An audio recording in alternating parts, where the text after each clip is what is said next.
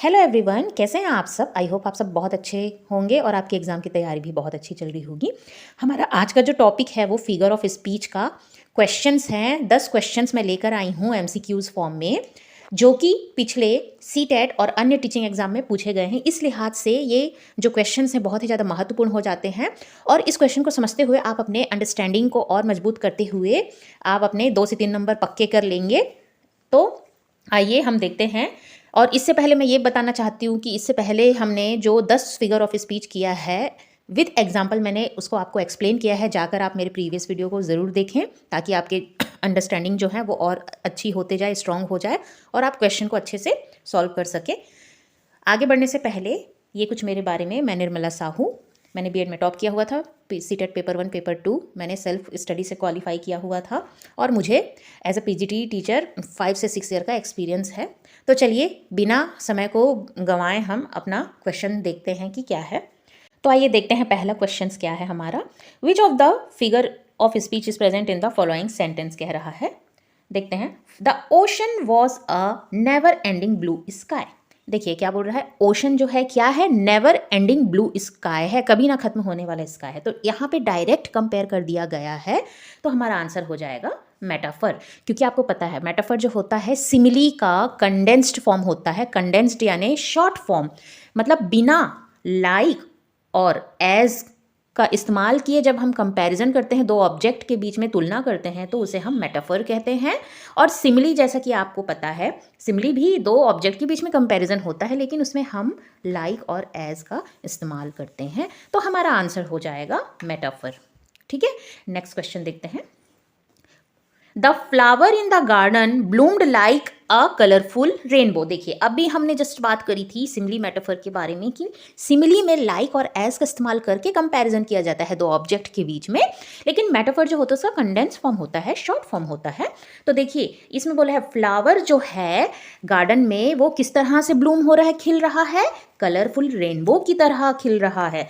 Like का इस्तेमाल करके यहाँ पे क्या बता दिया गया है कि ये सिमिली है। आंसर हमारा हो जाएगा सिमिली, क्योंकि सिमिली में हम लाइक और एज का इस्तेमाल करके दो ऑब्जेक्ट के बीच में कंपैरिजन करते हैं।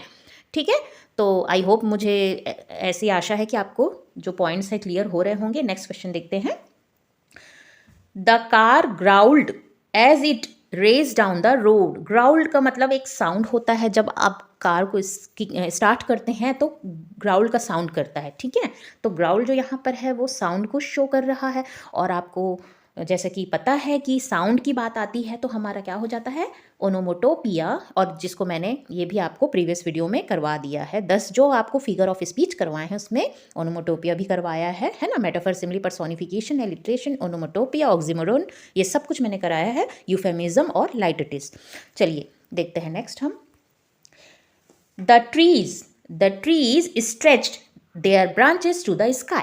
अब यहाँ पे देखिए स्ट्रेच करना मतलब होता है अंगड़ाई लेना। ठीक है, तो ट्री को स्ट्रेच कर रहा है, बोल रहा है ट्री अपने ब्रांचेस को स्ट्रेच कर रहा है, मतलब अंगड़ाई ले रहा है ना। कहाँ पर, स्काई के पास, है ना। तो यहाँ पे ट्री को एक ह्यूमन कैरेक्टरिस्टिक से कंपेयर कर दिया गया है ना। ट्री को एक ह्यूमन कैरेक्टरिस्टिक बता दिया गया है, ह्यूमन की जो क्वालिटी है वो बता दिया गया है। और ह्यूमन की जब क्वालिटी बताते हैं हम, तो उससे पर्सोनिफिकेशन कहते हैं, मानवीकरण।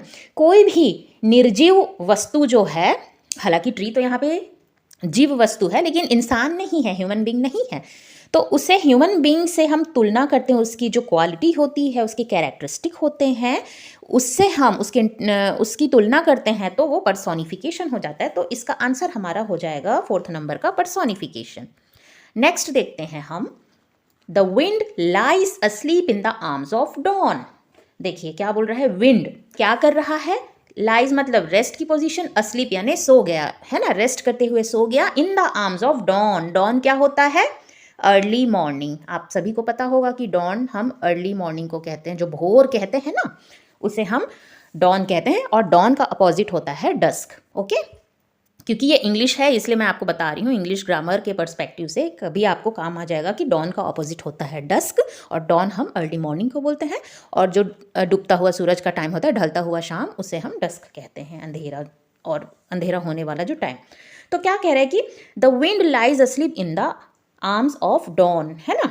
तो क्या विंड को क्या कर रहा है, ये एक ह्यूमन की तरह बता रहा है कि जैसे ह्यूमन बीइंग क्या करते हैं, सो जाते हैं, रेस्ट करते हैं, तो विंड को भी बोल रहा है कि विंड क्या कर रहा है, asleep in the arms of dawn. तो क्या विंड सो सकता है? नहीं, लेकिन इसको ह्यूमन कैरेक्टरिस्टिक से कंपेयर कर रहा है, तो हमारा अगेन ये हो जाएगा पर्सोनिफिकेशन। ठीक है, तो आइए हम देखते हैं next question. 6 number, Ireland is no ordinary country. अब देखिए, इसको मैंने जो आपके प्रीवियस वीडियो में बताया था, आप समझ गए होंगे कि ये कौन सा होगा, लाइटटिस। ठीक है, क्योंकि लाइटटिस जो होता है उसमें हम क्या करते हैं, किसी भी सेंटेंस को पॉजिटिवली बोल सकते हैं, लेकिन उसको हम नेगेटिव, जो नेगेशन होता है, नेगेटिव फ्रेजेस होते हैं या वर्ड होते हैं, उसका इस्तेमाल करते हुए कहते हैं। अब वो बोल सकता था कि Ireland is a very good country या बेस्ट कंट्री या फिर वेरी नाइस कंट्री, है ना, ऐसा बोल सकता था। लेकिन क्या बोल रहा है, उसकी जगह Ireland is no ordinary country, जबकि वो बोल सकता था कि Ireland is a best country, या जैसे भी बोलना है कि अच्छा है, बहुत काफ़ी अच्छा कंट्री है। वो ये ना बोल के नो का इस्तेमाल कर रहा है, तो हमारा जो आंसर हो जाएगा लाइटटिस, क्योंकि लाइटटिस में पॉजिटिव जो स्टेटमेंट होता है उसको नेगेटिव स्टेटमेंट के साथ बोला जाता है ना। जैसे कि शी इज़ वेरी स्मार्ट को क्या बोल सकते हैं, शी इज़ नो फूल। अगर वो शी इज़ वेरी स्मार्ट बोलेगा तो भी एक ही बात है, शी इज़ नो फूल का मतलब। लेकिन अगर शी इज़ वेरी स्मार्ट बोलेगा तो इतना अच्छा प्रभावशील नहीं लगेगा। प्रभावशील बनाने के लिए नो का इस्तेमाल किया। ठीक उसी तरह Ireland is very good country, very nice country बोलने की बजाय वो क्या बोल रहा है, नो ऑर्डिनरी कंट्री, है ना, असाधारण कंट्री नहीं है। तो इस तरह से हमारा इसका आंसर हो जाएगा लाइटटिस।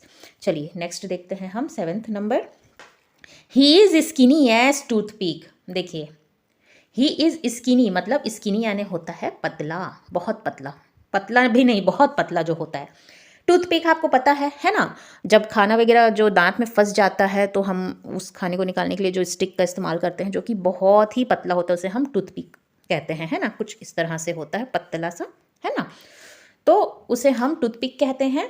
अब बोल रहा है कि वो पतला है टूथपिक की तरह। क्या कोई इंसान इतना पतला हो सकता है कि इतना पतला से टूथपिक की तरह हो? नहीं, ये तो एग्जैगरेट कर रहा है, मतलब बढ़ा चढ़ा के बोल रहा है ना। और ये क्या है, अतिशयोक्ति है ना। और आपको पता है अतिशयोक्ति जो होती है किस में इस्तेमाल की जाती है, हाइपरबली। हाइपरबली एक ऐसा फिगर ऑफ स्पीच है जहाँ पे जो चीज़ जितनी होती नहीं है उससे ज़्यादा बढ़ा चढ़ा के हम कहते हैं, अतिशयोक्ति कहते हैं, उसे हम हाइपरबली कहते हैं। हमारा आंसर हो जाएगा हाइपरबली। नेक्स्ट देखते हैं, the camel is the ship of the desert. Again आ गया आपका मेटाफर, है ना। आंसर जो है ये है मेटाफर, क्योंकि कैमल को डायरेक्ट शिप्स की तुलना दे दी गई है बिना लाइक और एज का इस्तेमाल किए। ठीक है, नेक्स्ट देखते हैं हम, he is economically disadvantage person. देखिए, डिसएडवांटेज पर्सन मतलब पुअर होता है। ठीक है, डिसएडवांटेज मतलब होता है पुअर। पुअर बोलेंगे, गरीब बोलेंगे तो बिल्कुल अच्छा नहीं लगेगा, है ना, सामने वाले को सुन के बिल्कुल अच्छा नहीं लगेगा। तो उसे बुरा भी ना लगे और अपने सेंटेंस को हम पोलाइट और एक्सेप्टेबल वर्ड में बोल दें, उसे हम कहते हैं यूफेमिज्म, जो कि मैंने जस्ट लास्ट वीडियो में ही आपको समझाया था कि यूफेमिज्म क्या होता है। किसी भी, है ना, इम्पोलाइट या फिर हार्श वर्ड को आप पोलाइट वर्ड या सॉफ्ट वर्ड के साथ आप कहते हैं, उसे हम यूफेमिज्म कहते हैं। ठीक है, तो यहाँ पे डिसएडवांटेज पर्सन, इकोनॉमिकली डिसएडवांटेज जो बोल रहा है, इसका मतलब होता है पुअर। मतलब पुअर को हम पुअर ना बोल के हम क्या कह रहे हैं, इकोनॉमिकली डिसएडवांटेज। तो सुनने में भी खराब नहीं लग रहा है और हमारी बात भी कन्वे हो जा रही है, तो हमारा आंसर हो जाएगा यूफेमिज्म। नेक्स्ट हम देखते हैं 10th नंबर, जो कि लास्ट है, Peter Piper picked a pack of pickled paper. देखिए, ये क्या है, इसको हम, पता है आपको, एक आपको बात बताती हूँ ग्रामर के पर्सपेक्टिव से। ये होता है हमारा टंग ट्विस्टर।